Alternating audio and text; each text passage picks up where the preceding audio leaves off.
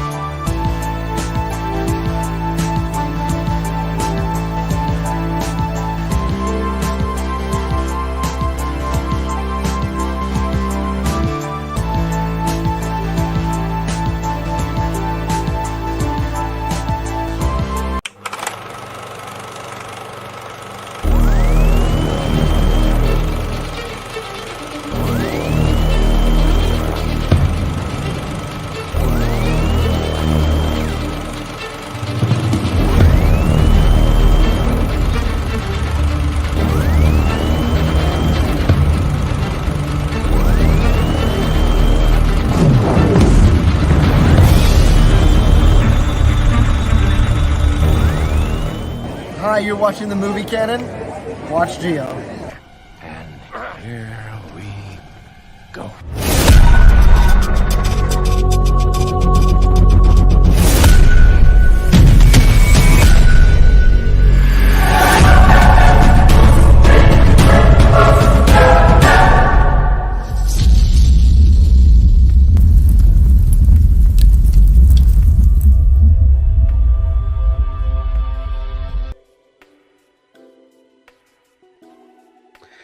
Hello everyone. Welcome to my YouTube channel, The Movie Canon. I'm Giovanni, and this is the Met Report, episode number 47, a show about movies, entertainment, and television news. So I am joined by a couple of individuals here who have been on my show before on the Met Report. So I call my panel the Canon Council. So that's just the name that I came up with here when I have guests on here. So I'll introduce them in just a bit here. But what we will be doing is there's actually a few, I guess you can call it reviews or discussions of two projects that came out this week. We have the ACOLYTE series that premiered on Tuesday. We have M. Night Shyamalan's daughter making her directorial debut in The Watchers. So I'll give you guys a non-spoiler review of that movie. And there was a bit of I don't know if it's official news, but it looks like Marvel Studios wants to have Shawn Levy, or I think that's how I pronounce the name, Levy, to direct the new Avengers movie. And it looks like they may want about 60 plus MCU characters. So we'll talk about that, if that's a good idea or a bad idea. We'll see. We'll definitely talk about that. But let's go ahead and bring in my guests for today for the Canon Council. Let's bring in, he has been here before, as I mentioned, Mr. Tim, VFG Movie Reviews. How you doing, Tim? What's up? How you guys doing? Doing really well. So again, Tim, always a pleasure to have you on here. I think this is like the third time you're on here. Yeah, series regular now. So yeah, right. You'll probably be earning an intro soon enough. So I was going to talk to you about that. I want music, the whole 9 yards. Okay, yeah. But yeah, thank you so much, Tim, for being on here, being part of the Canon Council today. My next guest, he has been here actually even more times than Tim, so he has definitely earned an intro. I mean, I don't have one from today, but we will get him one. Maybe Mr. Alex Montano. How you doing, Alex? Good to be here, man. Thanks for inviting. Greatly appreciate to have you on here again, Alex. Fellow movie fan. Actually, the both of you, big movie buffs, movie guys, and everything. So I'm glad to have you on here today. So let's see. Let's look into the live chats. So let me go ahead and move some of these things here. Hold on a moment, guys. Okay, so we have. Oh, this is what I'm going to move right here. Okay, so the first live chat here we have from Loki Collector, Mr. Calvin. My man, let's go. Thank you so much, Calvin, for being on here in the live chat. Greatly appreciate it. Kenny Lang saying, right on time. Let's go, says Mr. Kenny Lang. Thank you so much, Kenny. I know you've been on here in the live chat several times, so thank you so much. I really appreciate that. Okay, so before we actually get started with the main stuff here, on the Met Report, I usually do the mystery Funko Pop giveaways. Again, if I have a minimum amount of viewership, I'll do the mystery Funko Pop giveaway. I believe for today, since the actual giveaway is kind of big, I will need at least 10 minimum viewers by the end of the show. So if we have that, we'll do it. If not, we'll cancel it for today. And then also, I think it was yesterday, I believe, I posted this, another giveaway. This is for my future Met Report 50th episode. I don't know the date yet. It just really depends on what ends up being the 50th episode. So I'll give you guys more details about that later, but this is one of them. And this Deadpool with Scooter, that's another one as well. So it'll be available if you're a subscriber. Follow all the instructions on that episode. Again, I'll give you guys more details about that later. Okay, so let me just lower down the music. I think it might be a little loud.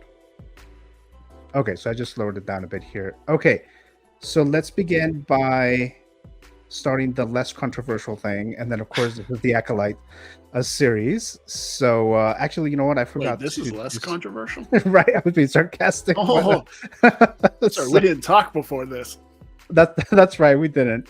So let's talk about this. So this is a new Star Wars series, right? It just premiered, 2-episode premiere, and there's a couple things that I found to be quite interesting. Let me see if I can show that here. Hold on a moment, guys. So Tim, I know you've only seen the first episode, and Alex, I know you've seen both of the episodes there.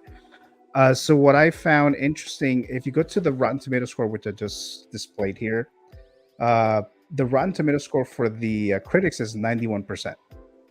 91% gave it a positive review, and I believe it's like how much is that? We got like 30, around 30, less than 30 submissions, reviews there. But when we get to the audience score, we have 31% of the overall audience. So the general audience, they didn't really like this series. So that's kind of rare. I don't know if I've ever seen that before in any show or movie, that it's like this, such a huge gap when it comes to the satisfaction of a show or a movie. So I found that to be interesting. Okay, so now they did announce the Acolytes, I don't know, several years ago, because I know this took a long ass time to get here, but they announced it. I am a fan of the Sith, right? The dark side. I don't root for them, but I do like the aesthetic, right? The look. They have badass sabers, they have badass gear, costumes. They just look cooler, right? At least in my opinion. But like I said, I don't actually root for them. So things about the Sith. Okay, this is interesting to me. Okay, I'll definitely want to learn more about this. I didn't know if it was based on some other material that already existed, because I never read any of those canon, non-canon books from like the 90s or whatever. I never read any of those, so I was like, maybe it's from there, or maybe they're just completely making something completely different. So I was intrigued with this show. So then I heard certain news about casting. You know, Carrie-Anne Moss is one of the ones that I think I noticed right away. A lot of you guys know that my top favorite film, individual movie of ever, is The Matrix. So we have Trinity here in a Star Wars movie, in my favorite franchise of all time. So this is like already going well, right? So it's going very, very well. And guys, just so you know, if you're just tuning in, this is a spoiler discussion of the Acolytes. So just so you're aware, if you haven't seen this, we're going to spoil the shit out of everything here. And then sorry, Tim, I already warned you about you not watching episode 2, but you said you were cool with it, right? So, I got halfway through. Okay. I got right up to the floating guy. Oh, the best part, yeah. Not much happens after that. Okay, so you're good. So again, we have Carrie-Anne Moss opens this scene, right? We have this Jedi. Now, Trinity in the Matrix, she has these badass Matrix moves. She's kind of doing this here in this opening scene in this Acolyte shot, or opening scene, I guess I can say. And she has a lightsaber, so it's like, this is going to be a cool ass character. This is going to be a cool ass scene. And yes, I did like the scene. It was a cool scene, but they take her out at the opening scene of this series. And I kind of feel like they pulled a Drew Barrymore situation when it comes to like Scream, because I feel like they were advertising Carrie-Anne Moss a lot.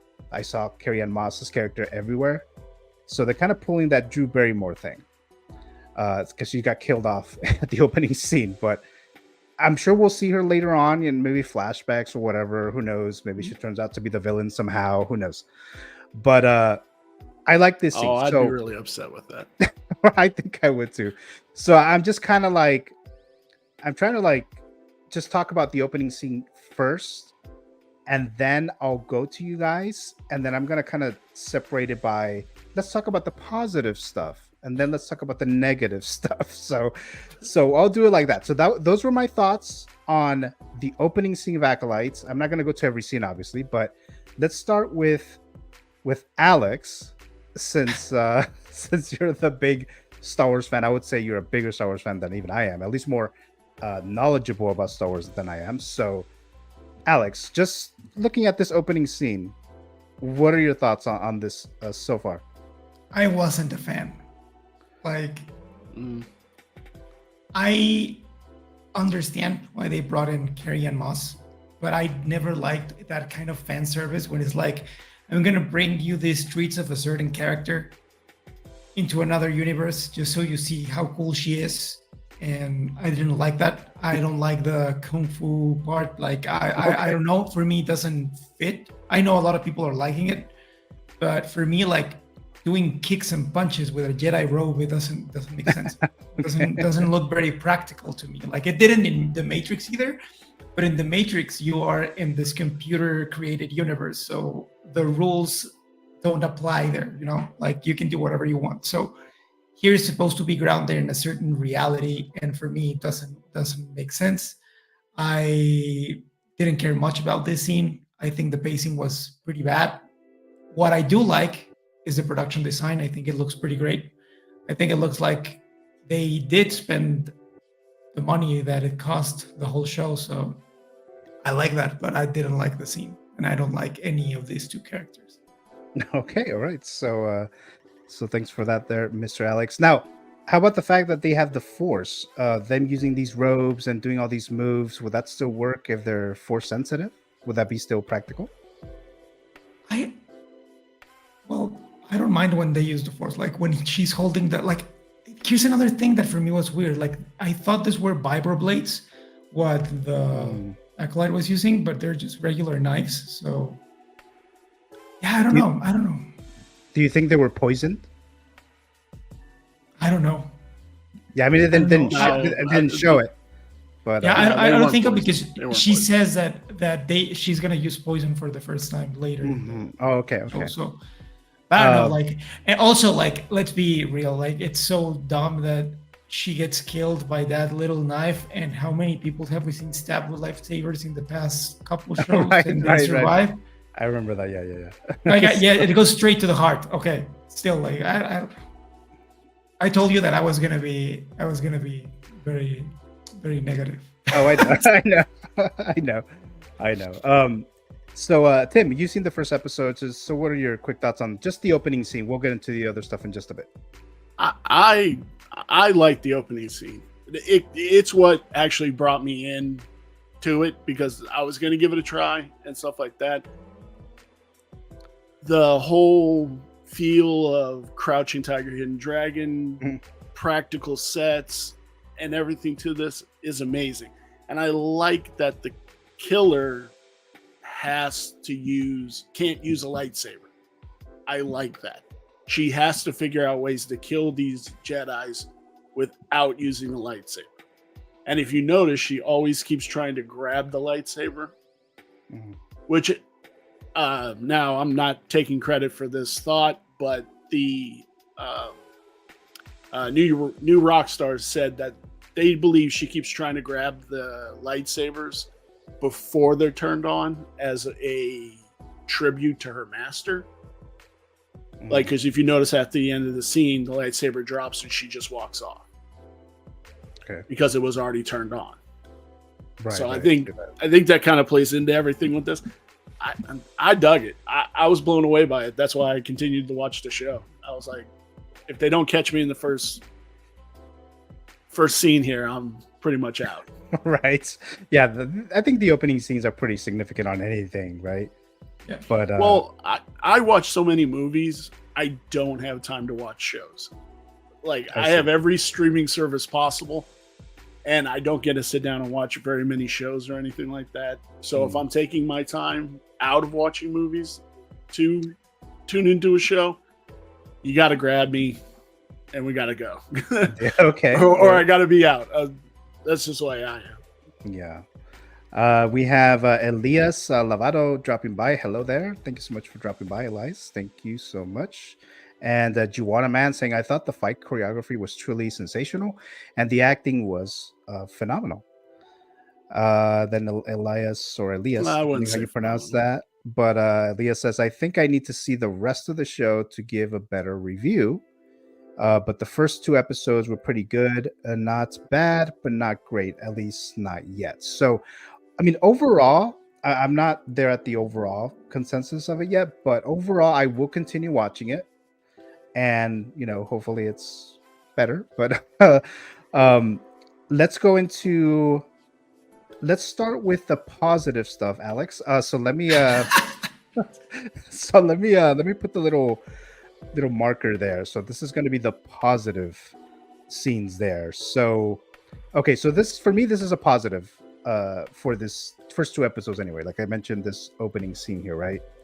I did like the story, at least that they're like trying to kind of like a crime drama within Star Wars in a way. So I think that was kind of interesting there. This scene here, I thought that was kind of cool when she was like trying to like fight him or like attack him or whatever, and then she couldn't. So I thought that was kind of cool.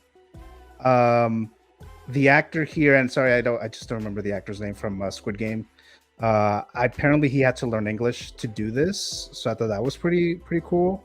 So he was fine in this. I wouldn't say he's gonna be one of those Jedis that I'm gonna really want to, I don't know, like get a figure of, right, with all these 6-scale collectors, right? So I don't think that will be one of them here from what I've seen so far.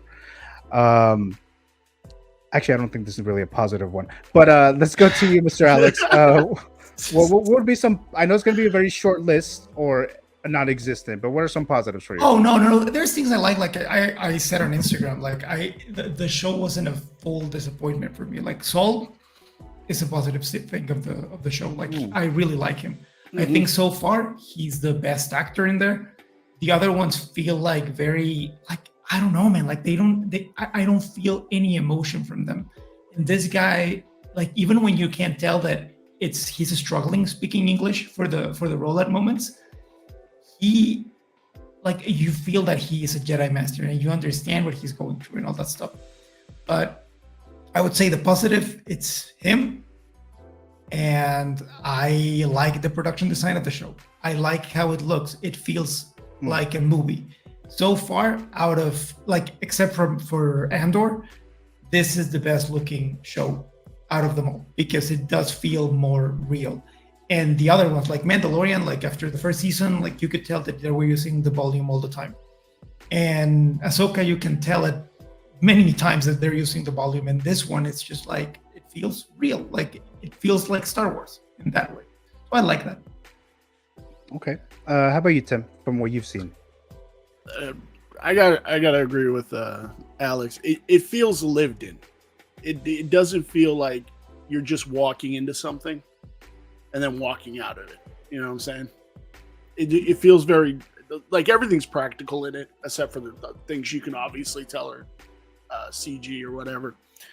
But I love it, and I love that it's a cop drama.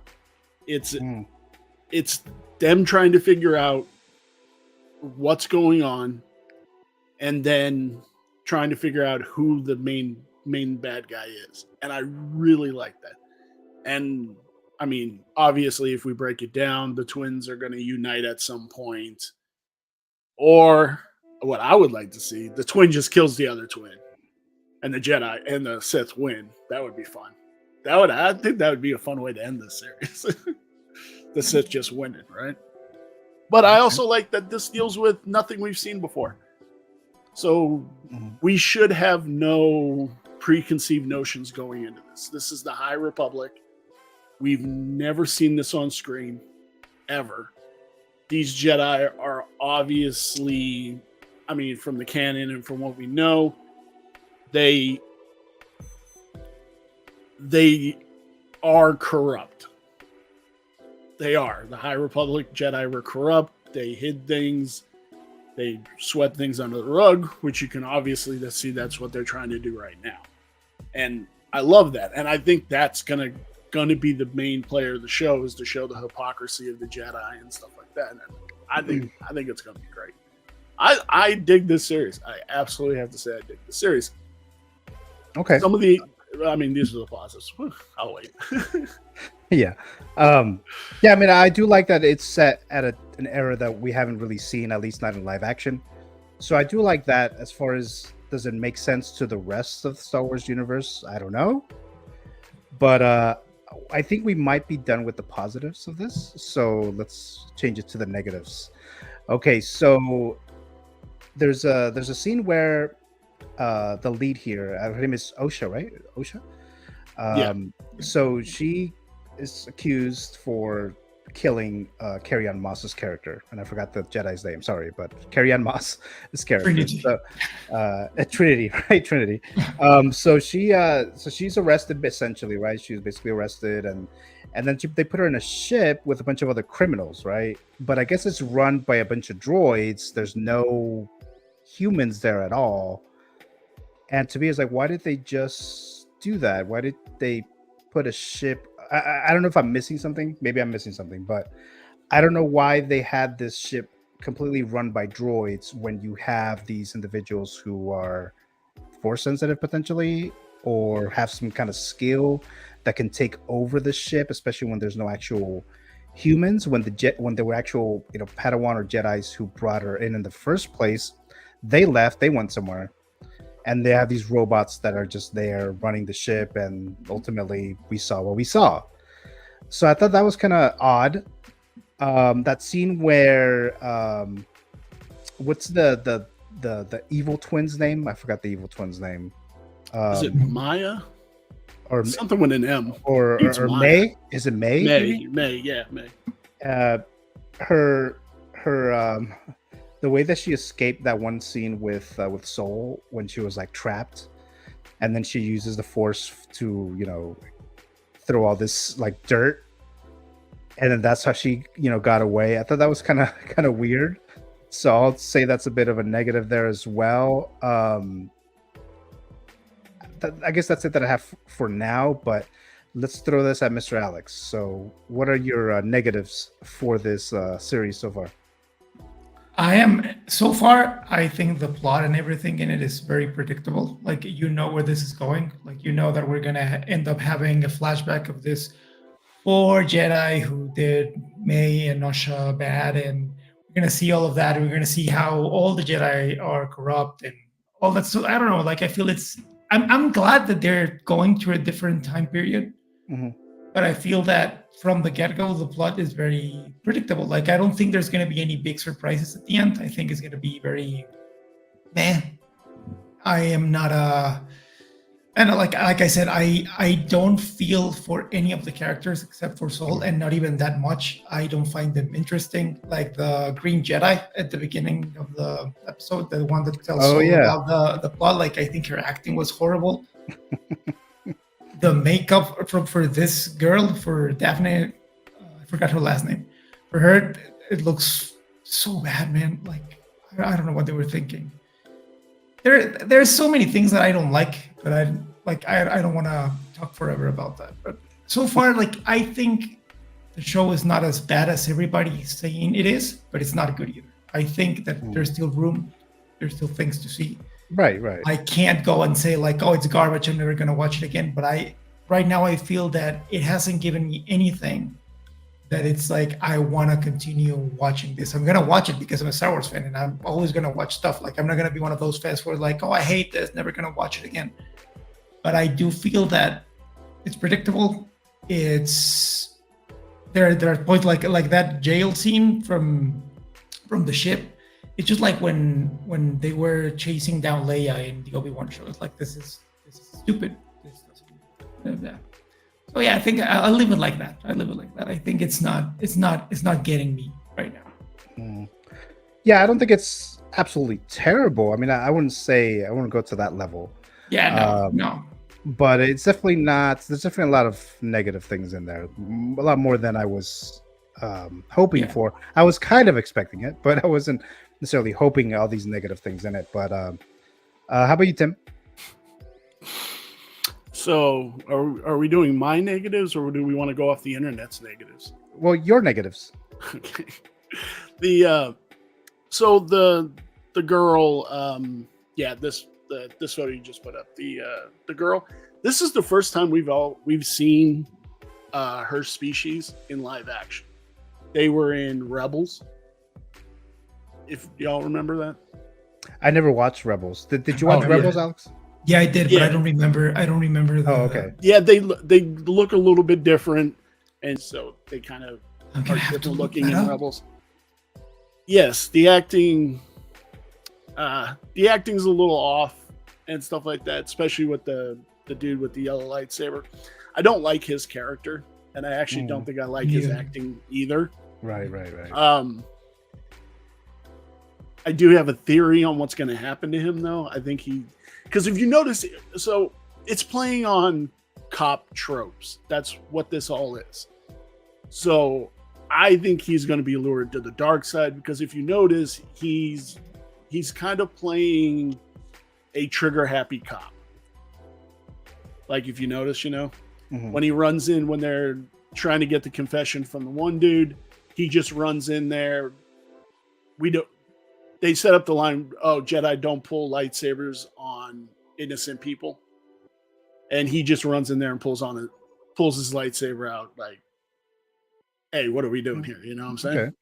Yeah. So I figure something's going to happen to him to where he kind of goes to the dark side a little bit. Like, I don't know. That's just a theory with that. But I think it's an overall problem in Hollywood right now with writers. I think they don't know how to. Star Wars has such a huge lineage of stories and the way things are placed and everything like that. You have your roadmap. I think writers nowadays go, oh, I need to put my own thing into this. And they kind of throw away the canon or bend the canon to the way they want it to go. And I think that's the problem with this show. I don't think the show is bad in any shape or form. I think it just has writing issues, which I'm pretty sure neither of you guys watched the show, but I'm a huge Interview with the Vampire guy, and they have the show going on right now. They had season 1 and season 2. The writing is horrific on that show.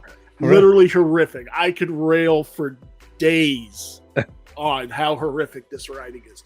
They literally took the book and was like, we're going to do the exact opposite of anything that's in this book, and just destroyed these characters, right? There's a dude I follow. His name's Robert Meyer Burnett. He's a huge Star Trek fan. Mm-hmm. And this man will rail against modern day Star Trek because of the writing. And I think that's ultimately the problem with this. I think whoever the showrunner is on any of these shows needs to be more in the writing room and being like, nope, this is it. This is your roadmap. You have the roadmap. We're not taking any exits. You have the roadmap. Just go. And I think they need to wake up to that and bring in the hardcore fans that are having the issues with everything. Like, if you know, it's the hardcore fans. And we also have to say that Star Wars fandom has been infiltrated by bad actors and stuff like that this show doesn't deserve a 31% audience score. There's no way. This was the highest premiere ever on Disney Plus. Oh, it's viewership, right? Yeah. Like a 31%, there's no way. Like, there's obviously bad actors in there doing what they do when they don't like certain aspects of a show, which I'm not going to go into certain aspects of the show, but yeah, when it comes, Gio, when it comes to the Rotten Tomato score here, from my understanding of this, is They do verify that the reviewers who watched this with the general audience, I believe they had to confirm that they did watch it. And since this did premiere in theaters, I think they're going based on those scores because it doesn't say how many actual reviews are in there. Even the critics are only like 21 or like less than 30.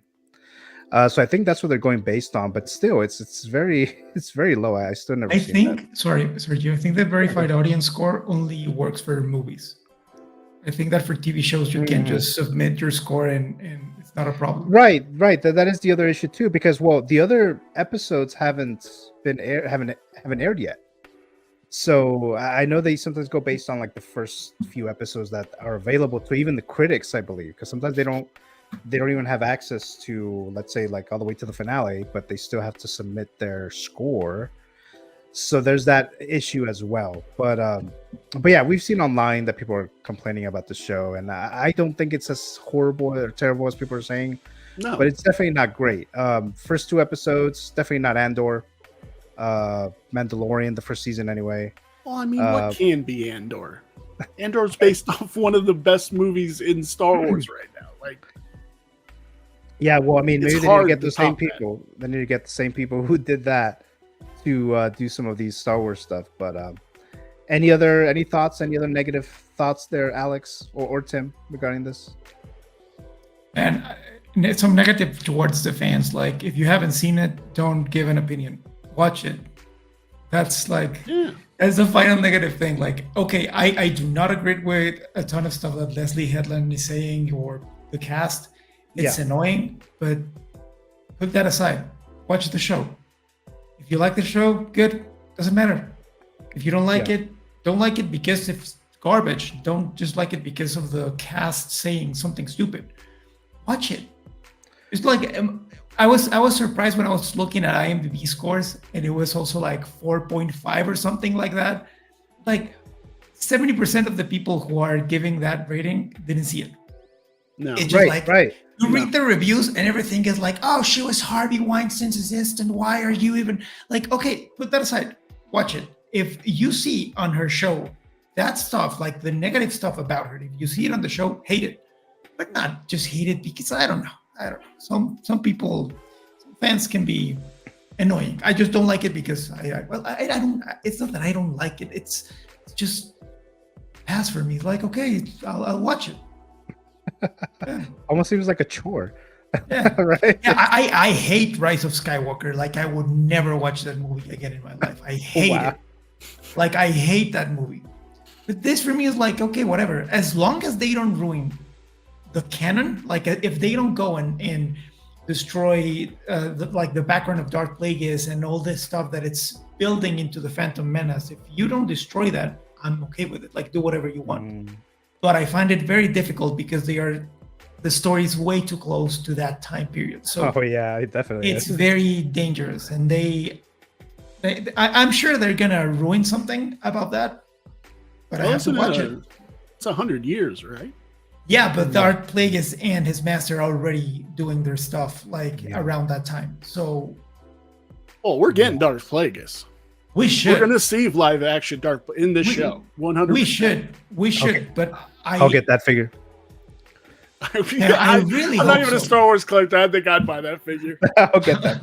I hope figure. so. That's one of my favorite books, and I just don't want them to ruin that character because they want to introduce us to a new Sith or something. Like, that's the part that concerns me the most. Like Tim was saying, like the hardcore fans get worried about them messing the little things. That's the only thing I don't want them to ruin. If they want to create new stuff, go ahead and do it. And just very quickly, Alex, because I didn't know you when this series came out. Just very quickly, what were your thoughts on Darth Vader meeting up with Obi-Wan in the series, as far as canon? That I don't mind because it's kind of cool to have them meeting again. I don't mind that because I always felt that Obi-Wan would, if they called him for a mission or something, he would go. I always felt that way. But my problem with that show is Leia. Like, for me, that doesn't make sense. Like, that's what I don't like. But that moment with Vader, I'm okay with that. I'm okay with that. Like he's trying again to pull him into the light, and he realizes that he's fully gone. It's gone. Yeah. I like that, but the show I wasn't a fan either. I think it was a wasted opportunity. Okay.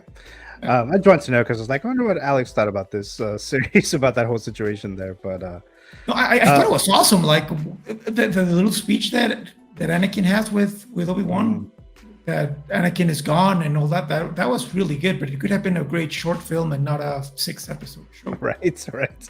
Any final thoughts, Tim, before we move on to the Watchers? So okay, so going to just Kenobi for just 1 second. Sidetrack here. Sure. Isn't it possible with the way he meets Kenobi in the first Star Wars movie, when they have that back and forth before Ben becomes one with the Force and with Vader, isn't there a line that they had met before? Yeah, so we meet again at last. When I left you, I was but the learner. Now I am the right. So couldn't that scene in Kenobi be the meeting that they had before? Because he wasn't a full master yet, or he was still a trainee because Sidious was still around, right? I mean, so that's I that's why I don't mind. Makes sense. People can't hate on that. Yeah, I don't mind that. I don't like that he goes with Leia. That's what's like. That's what, like, you know what, like this is not. And those fight scenes in Kenobi were gorgeous with the lighting and everything. Gorgeous, absolutely gorgeous. But finishing up with Acolytes here, I said this to somebody else before and kind of got into a big argument about it. Yeah. And I've been fighting with a dude online about this. Wow, okay. It's kind of what I do. I'm trying to be better. I swear to God, I'm trying to be better. But like, this isn't George Lucas Star Wars anymore. Like the 6 movies we got and everything, that's not this Star Wars anymore. And I think a lot of hardcore fans need to understand that. Like, this isn't it anymore. This is a pretty dark show. And I think they're doing dark shows to keep the hardcore fans and stuff like that. But this is Disney Star Wars now. This is for younger kids and stuff like that. And I think a lot of people need to understand that. I think Acolytes is a great show. And the dude from Squid Game, you can tell a lot of his stuff was ADR'd. Just because he had to learn English. But I think he learned English pretty damn well. I think he speaks better than I do sometimes. And I'm like, damn, you know? And I love him. I think he's a cool Jedi. And I like this scene in particular because when he's like, oh, clear your mind. What visions do you see? And the one girl's like, oh, I see fire engulfing everything. And he reacts to it before he goes back into his lesson and everything. And I love that. I did. Yeah, all the little nuances, nuances that this show's putting in are great. They really are. People just need to just watch it. Enjoy the content you're getting. My God, how long has it been since like Star Wars has gotten consistent content? Just enjoy it. Enjoy everything. I'd watch the kids show too. If I am a Star Wars fan, but I am more of a Star Trek fan. Because that's what my dad introduced me to. Okay.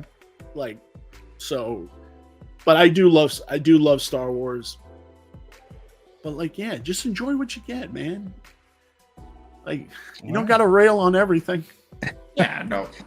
So we'll see how what route they take, and once we get to the final. People are already saying that the next episode is gonna ruin Star Wars forever, and that for me is like, come on. Oh, you know what? I heard that too. I didn't hear the details, but I heard that there's something that's gonna happen that is going to really. Yeah, I think that would be pretty hard to ruin Star Wars forever. I think that is a bold statement. But you know how people are now. What are they gonna say? Yoda diddled kids or some shit? Like what? Like okay. What?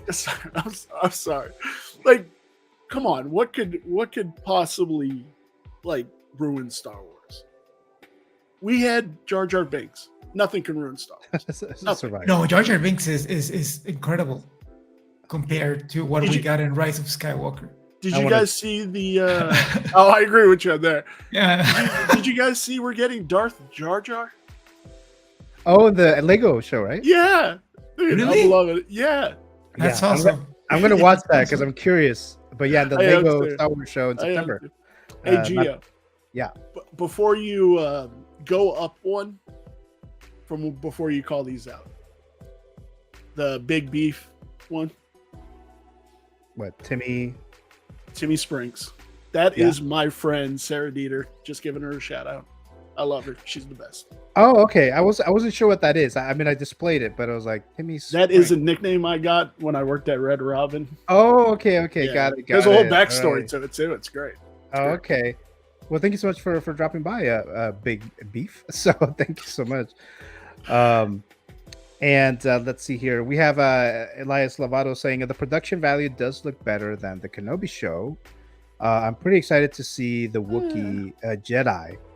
And then Darren Wardo's dropping by here. I said, I can't wait to see the Wookiee Jedi. I have to rewatch the first 2 episodes as I watched it while, and then I don't know what that means exactly, but thank you so much for coming Drunk? back here. That's kind of what I was thinking about. I didn't want to say that, but let's see. I think we saw that already, right?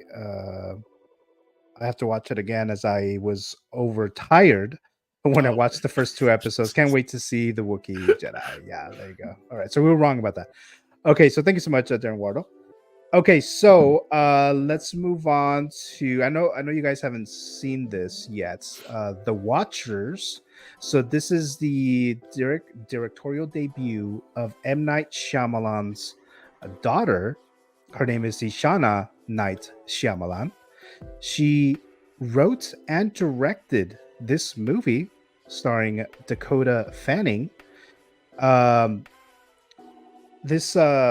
was going to say this girl, but she is very young. She's like 22, 23 years old. And this is her first attempt here. Obviously, her father produced this.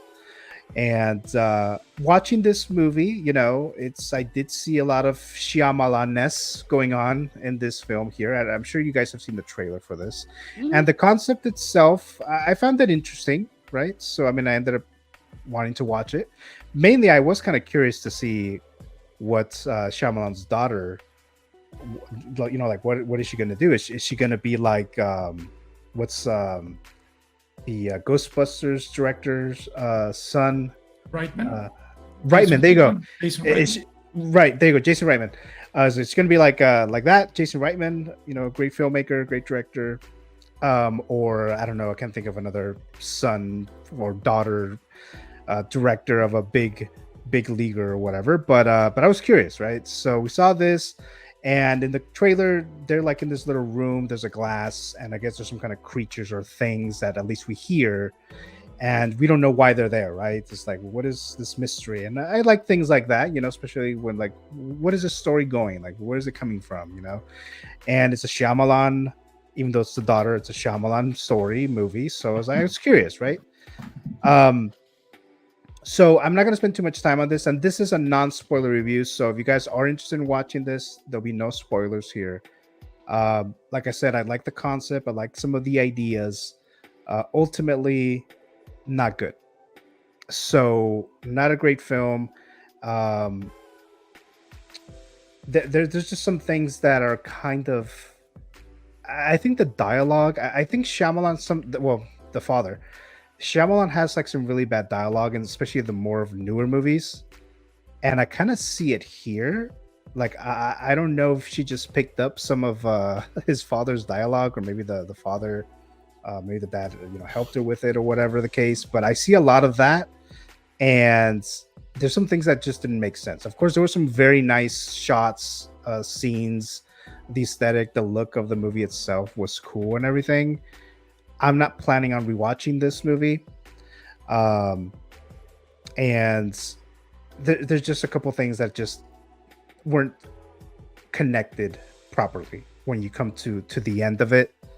And I don't know if you want to consider this a spoiler or not. Actually, no, I won't say that. I won't say it. I'll just leave it alone. But Almost very Shyamalan-esque, right? So we have the daughter here, anyways. But there's also another movie that Shyamalan is actually making another movie that's coming out in August, and he has his daughter's another daughter that he has. I guess she's a singer. She's in that movie, so she's using her music in that movie. So it looks like she's trying to bring the family involved in film and whether it's music or movies or whatever. But I'll throw this at you, Alex, first. Were you interested in watching this movie at all?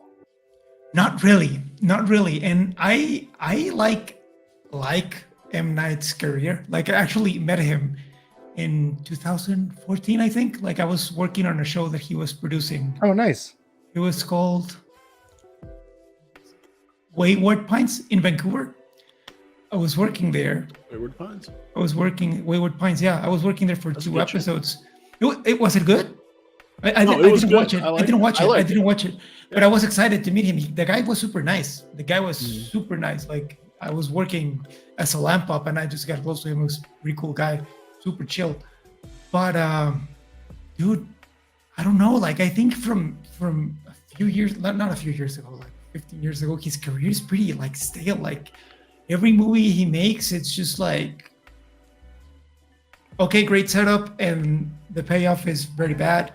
Yeah. Servant was a show that I was really liking. I thought like, okay, this is like his redemption, and his daughter was directing like a few episodes there. Oh yeah. And it looked like it was a cool project. And the ending was like, okay, once again, Mr. Shyamalan, go ahead and don't know how to land the endings. Like it's always the same. Like he was very good when he started.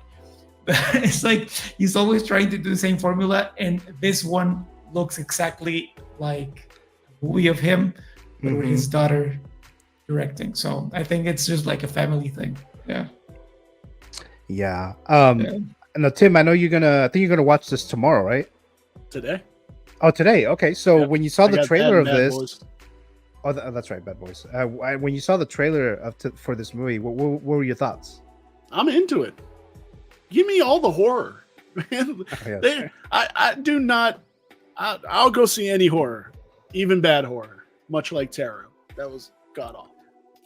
But no, I'm hyped for this. So the older girl with the white hair, you notice she's been popping up in things. What else was she in? She was in Tarot, and she played the. So in Texas Chainsaw Massacre, the girl who gets away, she plays her in the Netflix Texas Chainsaw Massacre. Oh, movie. okay. That The Netflix sucked, one. something horrible. Yeah. She plays that girl in that and everything. I actually don't like her. I really don't like.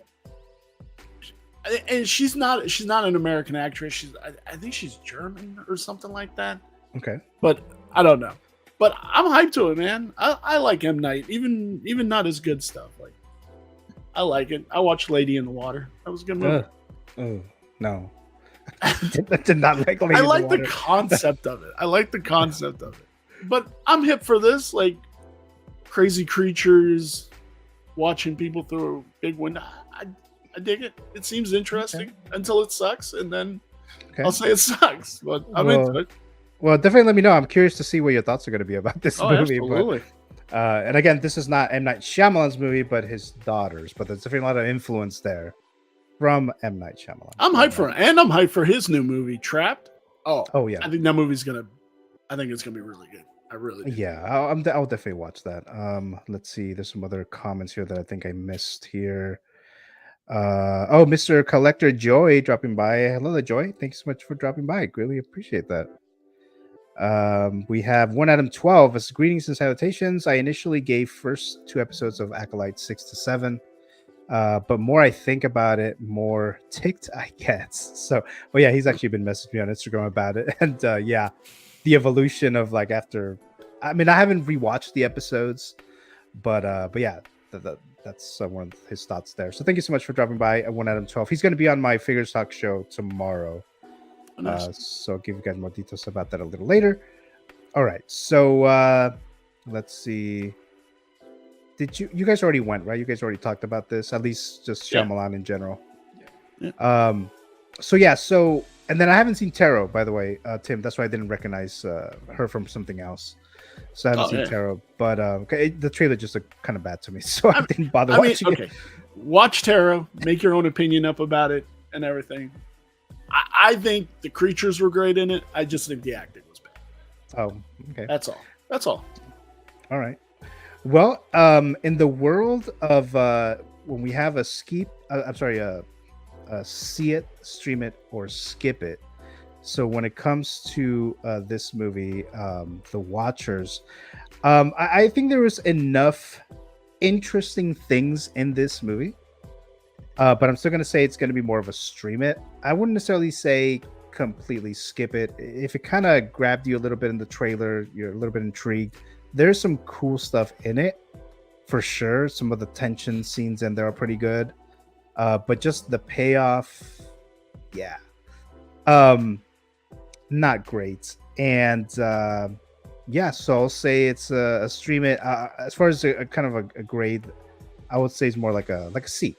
Right, so it's, if you got this in school as a test, it's not a failing score, but it's not a good score either, right? So definitely a lot of stuff to work on. so yeah, so that was it for the non-spoiler review of The Watchers. So it is a stream it grade C. Okay, so let's move on to the last segment for today, and again, this is regarding Marvel Studios. Avengers 5. So it was first announced as the Kang Dynasty when Jonathan Majors was still involved. Obviously, a lot of us already know what happened with the whole Jonathan Majors situation. So we didn't know what was going to happen with this character. I guess we kind of still don't know what's going to happen with the character. But the director that was going to actually helm Avengers 5, Kang Dynasty, he dropped out. I think he's doing something else. So looks like Marvel Studios wants Shawn Levy, if I'm pronouncing the last name correctly, I'm not sure, but who is directing Deadpool and Wolverine. He was very much involved in Stranger Things, and he's did some of those Night at the Museum movies and some other projects with Ryan Reynolds that he's done in the past. So they seem to be offering him the position to direct Avengers 5.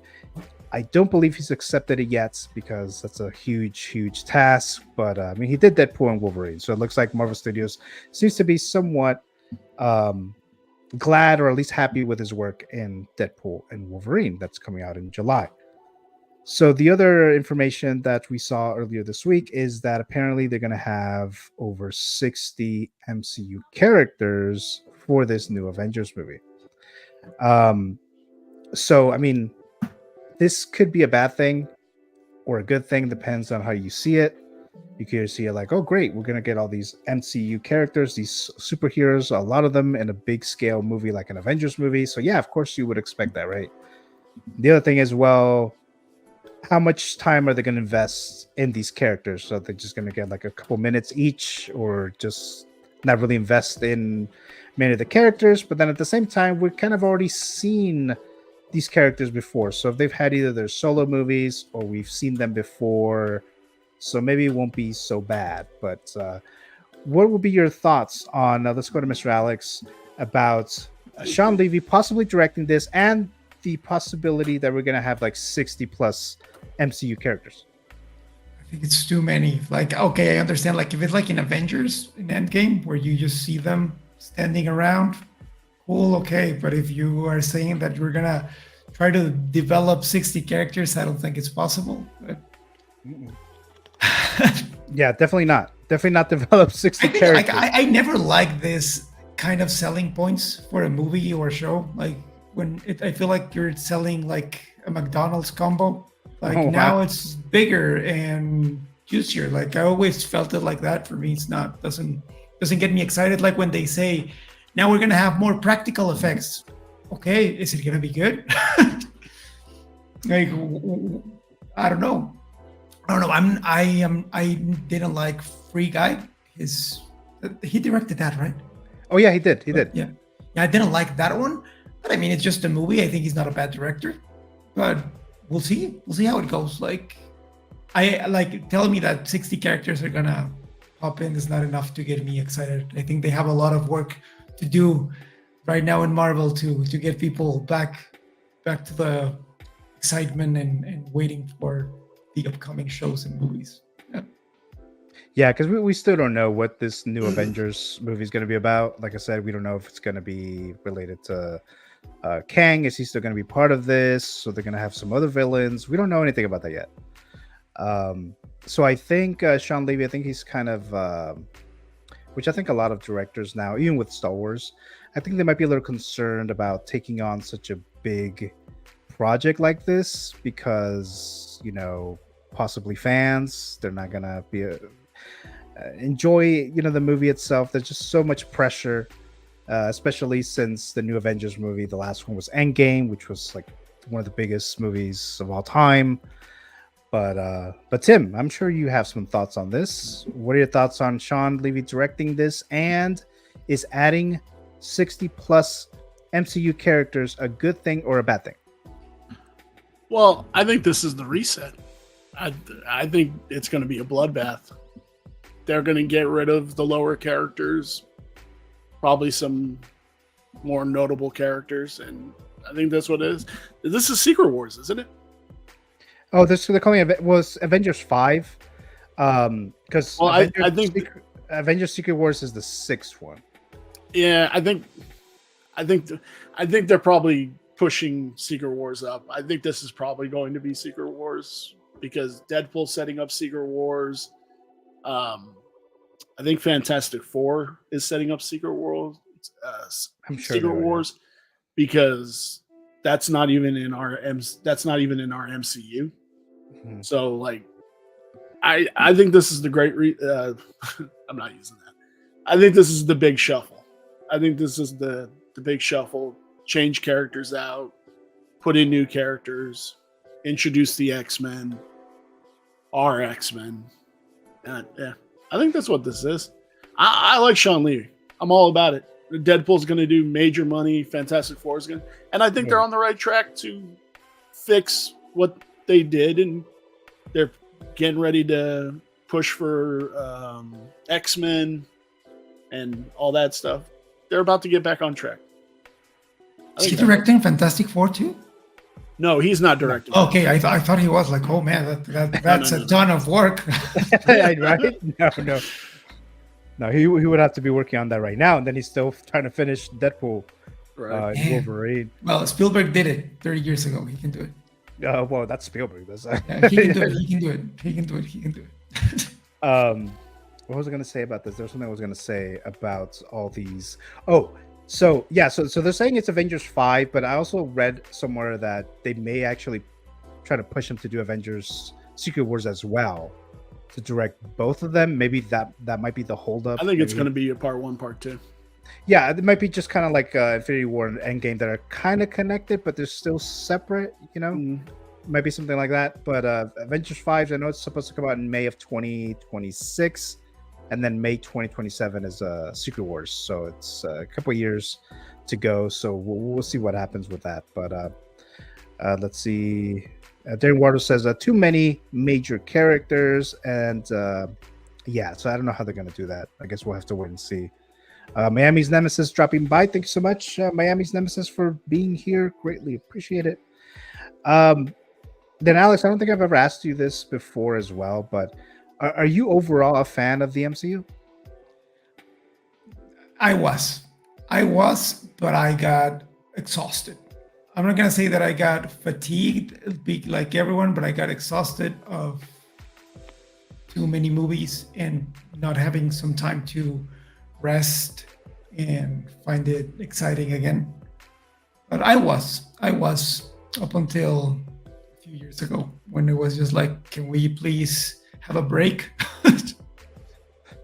With all those Disney Plus shows and also not landing, not being that great either. I think that after the Spider-Man movie, what was the name? I forgot. Oh, No Way Home. Yeah, I think after that one, I was like, okay, we need a break. We need a small break, just a year. Give us a year of nothing, then come stronger and get us excited again.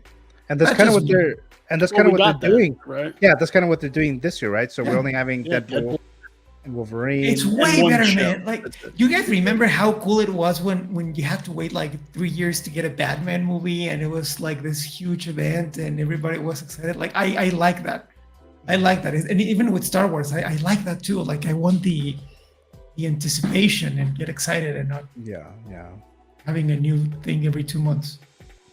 Yeah, most definitely. Tim, any other thoughts on this MCU Shawn Levy situation? Okay, so I'm the exact opposite of Alex. Give it all to me. Give me Oh, wow. every bit of it. I'm jonesing right now for Marvel content right now. Dude, I'm ready for Deadpool and Wolverine. Just give it to me all. Especially excited for Fantastic Four. An actual good Fantastic Four movie. I'm so excited for it. I'm a little hesitant on how they're going to do Galactus. He is one of my favorite villains. So, like, I'm going to go in with hopes. But no, I love all this. I love all this. Give it all to me. Give it all to me. But they need to kill characters. And let really, them die. like really kill them, Yes. not just bring them back. No, in some let other. them die. And all this talk about Robert Downey Jr. coming back, I'm fine with that because I think he's coming back as AI in Ironheart. But do it like that. Don't bring him back. Make it mean something. Make these other deaths mean something. I think they're gonna bring him back. I think they're- So, but I that's think that's kowtowing to the internet, though. yeah. I mean, I don't know. Just like the whole recast T'Challa movement. Yeah, like the bar for Deadpool and Let it Wolverine be- is kind of high for me. So I am expecting good things from Deadpool and Wolverine. Mhm. The Getting that other popcorn bucket. movies, I'm totally getting that, by the way. I mean, I got the Dune one, so why wouldn't I get the? I missed out on that one. I missed out. So yeah, the bar is pretty high for Deadpool and Wolverine. I already got my tickets, July 25th. And Alex, you watching Deadpool and Wolverine? Yeah, for sure. Yeah, I watch everything. Is that coming out the same date over there? I think so. Yeah. Oh, okay. Yeah, I think so. Yeah, Yeah. all the big movies, they release everywhere at the same time, I think. Although I did watch Captain America. What's the second one called? Damn. Winter Soldier. Winter Soldier. I did watch that one a week early in Mexico. Oh, they do that a lot. Like since there's there's a lot of fans in Mexico. Yeah. They do that so they get excited. Like, we care about you, and they release them a week early. I forgot about that. Yeah, I saw that earlier. I was like, yes, Yeah. I got to see an MCU movie a week early. Yeah, Endgame came out a week early too. Yeah. Oh damn, that's a big Yeah. movie to drop early. Yeah. So it's like, Yeah. yeah, I remember that. But yeah, so like I said, Deadpool and Wolverine, high bar. The other movies coming out next year, like Fantastic Four, like I'm curious. I'm excited for that seeing one. them, but I have like a bad feeling, like Han. I have a bad feeling about this, and so there's that one, and then I don't know what the hell's going on with Blade, because that shit just keeps like it's happening, then it's not, and then they have to pause. I think Mahershala Ali's gonna leave because he's just like No, They- I think he's in. I think he's in it. I think he's. they. I think he's down with it. He's going to see it through completion. Well, hopefully, This guy because I wants do this want to role. see. This guy Yeah. wants this role. Yeah, I well- don't think he's going anywhere. Didn't I? I thought I heard something that he kind of like campaign or not campaign, but he like asked to play Blade. Yeah, I thought I heard that a long time ago, and yeah, hopefully he still stays in it. But this movie has been announced so long ago. Yeah. Yeah. Oh, we have Mr. Brick Artemis saying hello. Oh, hello there, Oh, Mr. nice. Brick. Thank you so much for dropping by. And then he says they have to bring him back. MCU is dying. I think you're talking about Tony Stark. Tony. okay, you Robert can Downey block Jr. him. Okay, just block him back. Thank you so much, Brick, for dropping by. Greatly appreciate it. Let's see here. Okay, any other thoughts before? I think that was the last topic here. Any other final thoughts? Just make it good. Make it good. Bring Yeah, Yeah, just make people happy. Make people happy. Like I think Fantastic Four is gonna be a good movie. I think it's gonna be good. Yeah. Hopefully that's end up being the case. But I hope so. Yeah. let's see here. Okay, so actually, all right. So I won't be doing the mystery giveaway today, but Aw. tomorrow I am doing Figure Stock episode 14. So make sure to tune in for that, 6 p.m. Pacific time. We'll talk about the Hermione in art figure, which has its issues, or sometimes looks pretty good, but there's some issues going on there. So that's 6 p.m. Pacific time, and then if you guys were interested in this figure 1/6 kit, you can use my code TMC Granger, $10 off. Of course, this figure is like almost $600, so it's barely gonna do anything. I actually used your code. I ordered it for a friend. Oh, did you really? Code. Yeah. Oh, nice. Yeah, it sounded like I'm gonna use his code. Nice. Yeah. So Tim, Hermione, only $586. So No. like no. Give me my $35 NECAs. I'm fine. I'm happy. They're sitting right over here. They're beautiful. But if you use my code, it would only be $576. So there you go. Are you getting it, Gio? Yeah, you are. No, I missed out on the Harry Potter figure, and it's gonna be a pain in the ass to get him. Ron looked really good. This one, it's okay, but we'll talk about that tomorrow at the figure stock. But yeah, so that's it, guys. I think that is all we had here for today. Again, this Funko Pop giveaway at the 50th episode of the Met Reports. Not sure exactly when that is, but if you're interested, go to the Instagram post and comment there. Instructions are there. So there you go. Mr. Tim, Mr. Alex, thank you so much for dropping by here today, for joining me as part of my Canon Council for today's Met Report. Greatly appreciate it. For everyone who is watching here live, also thank you so very much. For the ones who are watching in the replay, also thank you so much. Tim, Alex, love to have you back on here soon. So thank you so very much, like I mentioned here. And that's it, everyone. Thank you so much for watching, and I'll be seeing you guys next time. Bye, y'all.